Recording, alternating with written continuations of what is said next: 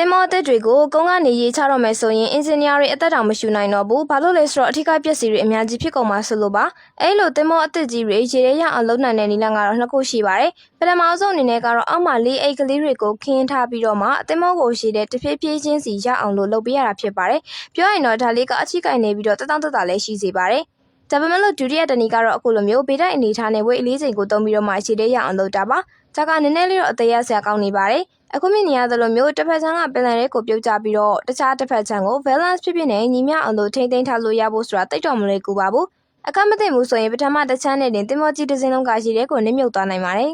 ကားတွေဆိုင်ငယ်တွေလိုမျိုးစက်ပစ္စည်းသေးသေးလေးတွေမဟုတ်တဲ့အတွက်ကြောင့်မလို့ဒီတင်မောအကြီးကြီးရဲ့ရေထဲတစ်ချမ်းဆောင်းနေသွားတာမျိုးဆိုရင်ဘယ်သူကမှချက်ချင်းလိုက်ပြီးတော့ဆက်ယူလို့မရပါဘူးစက်ကရိယာအကြီးကြီးတွေရဲ့အကူအညီကိုသုံးရင်တော့မှဒါကတော်တော်ခက်ခဲနေအောင်ပါ